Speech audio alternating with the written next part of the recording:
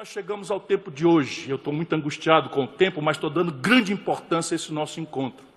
O Brasil precisa desse encontro entre seu estamento político preservado, da denúncia avassaladora de corrupção, e daqueles que produzem no país. Nós não vamos sair desse atoleiro sem esse amplo diálogo. E aí, repare bem, qual é o problema concreto do hoje? Hoje o Brasil está proibido de crescer por 3 fatores, nenhum dos tais o mercado sozinho tem potência, capacidade de resolver. E não é que o mercado não seja essencial, pelo contrário, a iniciativa privada já provou ser um elemento historicamente fundamental para o progresso da humanidade. A gente não pode ter nenhuma vacilação em afirmar a necessidade histórica central da iniciativa privada, sem o que não há progresso humano.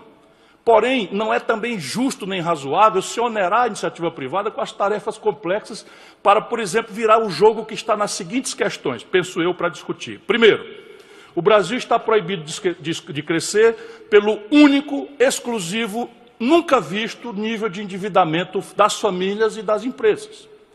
Hoje, meu caro Dávila, o Brasil está com mais de 60 milhões de nacionais no SPC, ou no Serasa.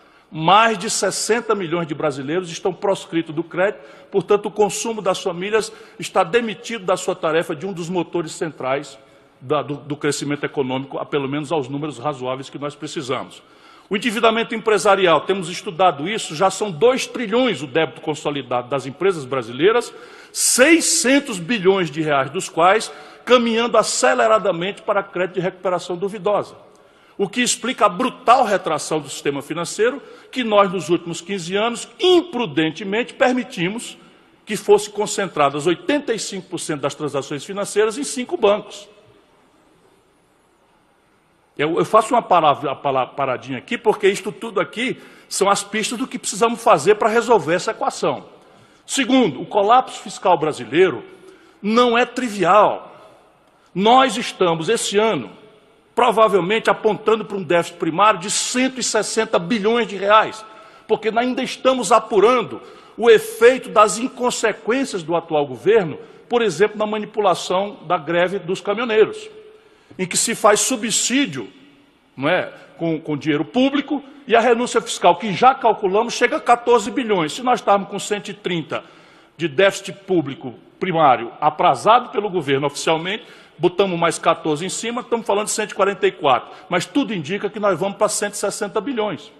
E no patrimonial, a dívida pública brasileira, que nos manuais de economia de Chicago é referida a PIB por uma circunstância, porque a dívida pública no mundo inteiro e, portanto, na literatura, tem prazo de maturação de longo prazo por definição.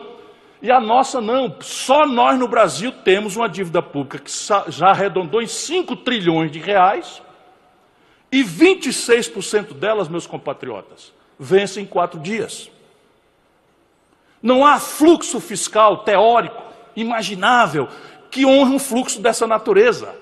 Portanto, nós temos um gravíssimo problema estrutural para resolver nesta equação fiscal.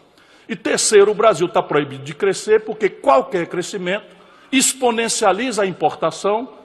E eu já descrevi o fenômeno. Exponencializa a exportação, apresenta-se um déficit das transações correntes cavalar, e isso imediatamente sinaliza, a despeito de termos reservas cambiais altíssimas, para uma desvalorização da nossa moeda, que, por sua vez, contamina preços relativos, dada a hipersensibilidade dos nossos preços ao câmbio, que, por sua vez, o Banco Central, loucamente, me perdoem a opinião, queria muito que o Meirelles estivesse junto aqui para a gente conversar isso, meu velho querido amigo, mas o Banco Central brasileiro atira com taxa de juro numa alta de preços que deriva de mudança da patamar de câmbio. Hoje o governo deu 15% de reajuste nas tarifas de energia elétrica de São Paulo. Isso vai ter repercussão no IPCA. Imediatamente aparece uma miragem de inflação e o Banco Central atira com taxa de juros. Pelo amor de Deus, raciocinemos. Qual é o efeito de taxa de juros sobre preços administrados pelo governo? Qual é o efeito de taxa de juros sobre o preço do pão que subiu, porque o trigo subiu, porque o câmbio saiu de padrão? E isso é uma discussão que nós temos que fazer com a nossa inteligência, nós temos que nos livrar da intoxicação ideológica, da propaganda, da mistificação e dos manuais, porque lá fora ninguém sabe o que é Casas Bahia, ninguém sabe o que é o Ricardo Eletro, em que você pode botar o juro na exorbitância que for, mas o nosso povo quer ter um forno de micro-ondas e ele aceita que o Ricardo Elétrico lhe venda um forno de micro-ondas e cobre 2, desde que a prestação picadinhas caiba no fluxo do salário mensal. E isto tudo nos obriga a pensar com a nossa própria cabeça. Resultado prático, aqui estão as pistas do que temos que fazer. Na minha opinião, nós não sairemos disso pela reação tópica às fogueiras do dia a dia. Não sairemos disso reagindo, né? Reage para cá, o jeito que faz, aí tabela preço de frete, aí dá subsídio no óleo diesel, mantém uma política estúpida de preço na Petrobras que não se sustenta à luz de qualquer observação crítica. Isso não vai dar saída para o Brasil. É completa mistificação de que nós estamos virando o jogo. Não estamos, nós estamos afundando estrategicamente como país, como nação. Basta ver a consequência disso no caos que está virando a vida do nosso povo.